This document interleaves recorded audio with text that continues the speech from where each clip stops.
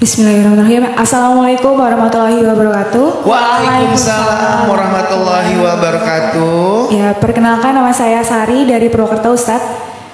Mungkin sebelum saya bertanya, saya boleh bercerita sedikit ya, Ustadz? Boleh. Boleh. Ya, jadi ini saya ingin cerita soal beda agama, Ustadz. Wah, berat. Wah. Tentang beda agama, Ustadz. Iya. Jadi mungkin di sini teman-teman yang pernah atau bahkan sedang menjalin hubungan beda agama ngerti ya gimana rasa nyeseknya menjalin hubungan beda agama. Jadi hubungan saya dan dia itu harus kandas di jalan 3 tahun, Ustadz. Salah satu penyebabnya yaitu karena orang tua saya dan orang tua dia itu sudah sama-sama memberikan kartu merah. Lalu akhirnya mau tidak mau kami harus putus secara baik-baik dan dalam keadaan masih sama-sama sayang. Dan yang mau saya tanyakan adalah bagaimana ya Ustadz cara supaya saya bisa berdamai dengan keadaan dan bisa menerima orang baru, karena saya takut hal ini akan berlangsung lama dan malah merugikan diri saya sendiri. Gitu Ustadz. Mungkin saya sebelum tutup saya boleh baca sedikit quotes nggak? Boleh. Okay. Bersama atau tidak bersama, aku tidak ingin memaksa perasaan ini. Biarkan mengalir, menyisakan bagian yang sepantasnya, mengikhlaskan apa yang bukan untukku. Tangan aku mungkin gak bisa genggam kamu secara nyata, tapi doa aku bisa ngedekap kamu sebaik mungkin. Itu aja. Terima kasih. Wassalamualaikum warahmatullahi wabarakatuh. Waalaikumsalam warahmatullahi wabarakatuh. Menurut saya Mbak Sari bukan nggak mau menerima orang baru, tapi emang belum rela melepaskan orang lama. Quotes tuh. Jadi nggak akan pernah bisa datang orang baru sebelum Mbak Sari benar-benar melepaskan orang yang lama. Jadi sekarang fokusnya Mbak Sari adalah gimana berdamai dengan itu dan pelan-pelan mulai merelakan dia. Apalagi kalau sampai bikin quotes, bikin puisi, itu makin kuat gitu. Bukan makin berkurang, makin nambah itu. Dari quotesnya aja udah ketahuan gimana masih kuatnya perasaan itu ya. Jadi justru kalau dalam kondisi kayak gini, saya sarankan jangan pernah menerima orang baru dulu Mbak, karena nanti Mbak akan menzolimi dia.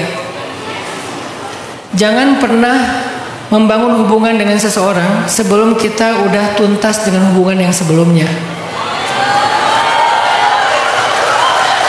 Oh, banyak yang relate yang belakang ya. Karena nanti tanpa kita sadari kita menyakiti banget dan itu nggak baik. Untuk siapapun itu nggak baik. Jadi sekarang kalau bisa saya kasih saran, Mbak Sari belajar merelakan ini dulu aja. Nanti kalau udah faida faraghta fansop. Farog itu artinya udah kosong. Farog itu nggak ada sisa, itu arti farog. Baru fansop, bersungguh-sungguh dengan yang berikutnya. Tapi kalau masih ada sisa, itu namanya belum farog. Itu ayat tentang lapang dada. Alam nasyrah laka sadrak. Syaratnya apa? Fa idza faragta, harus udah farog, harus udah tuntas, harus udah kosong, nggak ada sisa lagi. Baru fansop, baru kita bisa fokus dengan yang berikutnya. Tapi kalau masih ada sisa, namanya belum farog. Jadi saran saya, Mbak Sari itu bukan tentang bagaimana cara membuka hati lagi, bukan. Bagaimana cara belajar untuk merelakan. Nah, salah satu cara belajar merelakan atau move on itu adalah mungkin saat ini bukan dengan menggantikan dia. Bukan dengan menggantikan dia, tetapi memiliki sesuatu yang membuat kita ke distract dari dia. Kalau menggantikan dia terlalu ekstrim ya, nanti kita bakal nge-compare antara yang baru dengan yang lama. Dulu orangnya perhatian, dulu orangnya pengertian, susah. Jangan langsung ke sana arahnya, itu ekstrim perubahannya. Minimal ngedistract pikiran dan perasaan kita dari dia dengan hobi kah, dengan entertain kah, kalau lebih keren lagi ya dengan amal ibadah kah gitu. Kalau nggak mampu dengan amal ibadah, minimal dengan hobi dan entertain. Sehingga kita pelan-pelan mulai ke distract, lama-lama ketika udah ke distract semakin jauh, insya Allah udah mulai bisa lebih netral, udah mulai bisa, dan kalau bisa benar-benar farag. Termasuk arti farag itu ya unfriend, unfollow. Maaf walaupun agak kejam ya, unfriend, unfollow. Tapi jangan tetap di follow pakai akun kedua ya. Ya udahlah gitu. Karena kondisinya bukan ini mau memutuskan silaturahim. Kalau masih terkoneksi, masih berkomunikasi, itu susah sekali untuk faragh. Apalagi komunikasinya nyaman, susah sekali untuk faragh. Memang ini keputusan yang sulit, tapi ini demi kemaslahatan bersama dia dan kita, sama aja.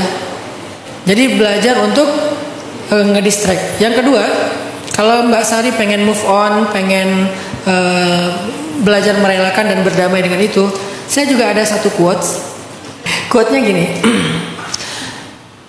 Nggak penting siapa yang pernah melukai kamu atau membuat kamu patah. Yang terpenting adalah siapa yang membuat kamu bisa tersenyum kembali.